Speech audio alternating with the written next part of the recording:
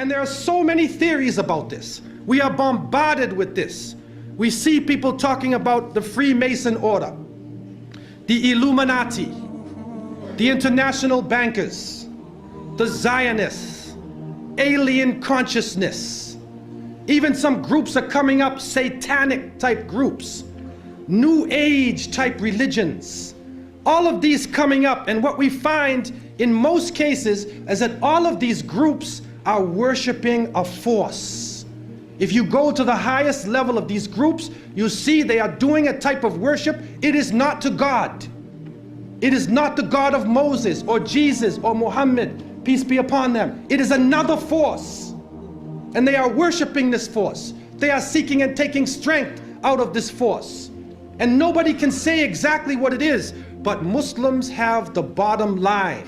And Allah has told us, قُلْ جَاءَ الْحَقُّ وَزَهَقَ الْبَاطِلِ إِنَّ الْبَاطِلَ كَانَ زَهُوقًا.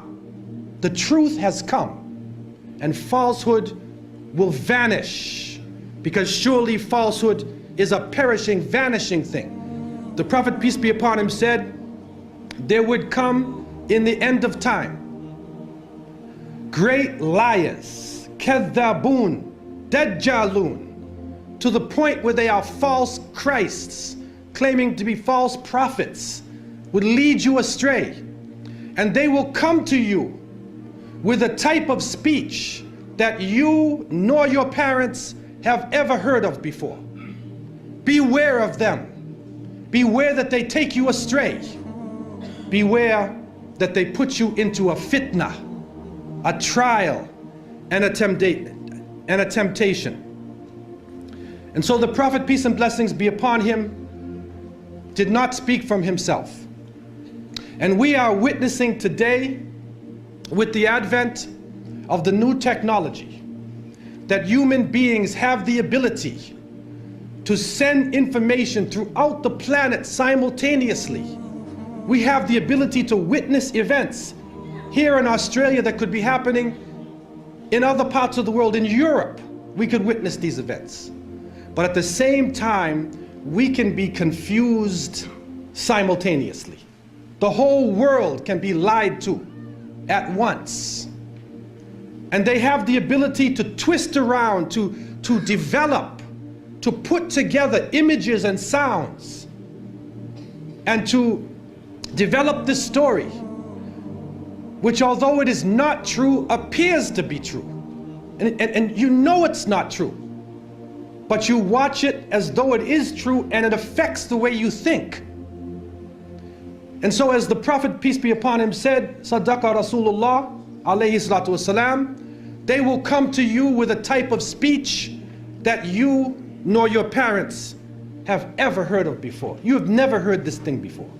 Sadaqa Rasulullah alayhi salatu wasalam. The masses of the people become helplessly preoccupied. Their lives are now bombarded with a series of cultural events. And these cultural events start to become the most important things in their lives. The World Cup, the Major League Series, the rugby, the cricket, the hockey, the tennis. Whatever the sport may be, we see whole nations coming behind sports. And the national heroes become sporting people. Even in Saudi Arabia, even in our own Muslim countries, the national heroes are now the soccer players. Who kicks the little ball inside of a net? He becomes the hero of the nation when people are dying on the ground. But yet we become preoccupied with this. And it becomes a type of indoctrination happening to us. And with the use of powerful music playing on our emotions, with videos now being taken to the furthest extremes in the planet, people's thinking processes are changing. People are now in love with the superheroes, even confused about their own identity, trying to change themselves, change the color of their hair, change their eyes, change the way they dress, change the way they talk, on a global level. And then we see drug addiction reaching a point that humanity has never seen before. And after traveling to over 36 countries, looking at the Muslims and being with them, I have found that in all of the communities, that the young people are being confused with drugs. It is pouring into our countries. No matter what form it takes, cocaine, LSD, psychedelic, depressants, put you up, put you down, confuse you, but create a false world and give you a false dependence so that you become dependent on the chemical. You forget about Allah. Your God becomes the pusher. Your God becomes the chemical. And so creating this dependency amongst the masses of the people. And then we see lethal social diseases being spread. And it is said that in Southern Africa, and Allah knows best what this really is, but they say that in some parts of Southern Africa, 1 out of every 4 people is HIV positive. Then we see the planet malfunctioning. We're supposed to be rising in technology. Our life is supposed to be getting better, but the very planet that is created in order to serve us is malfunctioning. The air is becoming polluted. The water is becoming polluted. The animals are dying. They are cutting down the rainforests. They are destroying forms of life. And now we are getting strange forms of cancer. Other diseases, other lumps and tumors and things popping up in our bodies that we have never seen before. And it is happening all over the planet. The world changes. Those who are connected to the electronic technology are put into a state of fear. And images are being placed in front of their eyes, as the images were before. And these images are connected to the geopolitical situation. Don't be fooled.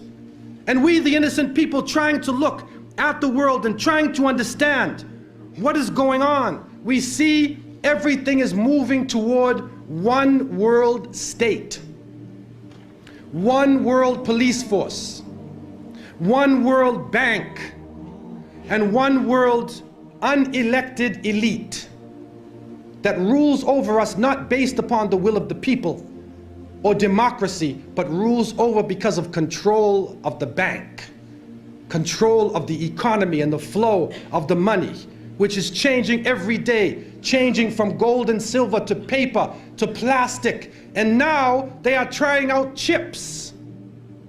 They're putting chips in somebody's head. They tried it in Florida. And if you can take anything from me, don't ever let anybody put a chip inside of you. Don't let them do it to you, man. A microchip. And they say, no, it can do you a lot of good. If you're diabetic, it will say you're diabetic. But the problem we're facing is, what else can happen with that chip? What else can be done to the chip? Your emotions could be controlled. Your mind could be controlled. You could even be killed. Wal-iyadu billah. And so the Quran and the Hadith, the revelation gives the Muslim the bottom line.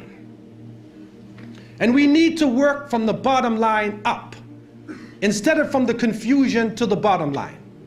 And when we go to the bottom line, we find that the Quran talks about in the beginning of time, when Allah subhanahu wa ta'ala had created the creations, and then He created Adam alayhi salam.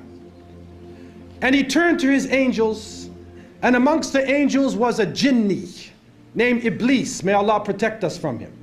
There was a jinni amongst them who was so pious and so knowledgeable, he was given a place with the angels. The angels could not disobey Allah.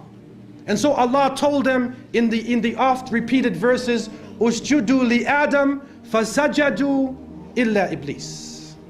He told them, bow down to Adam, and all of them bow down except Iblis. And Surah Al-Kahf told us, Kana min al-jinn.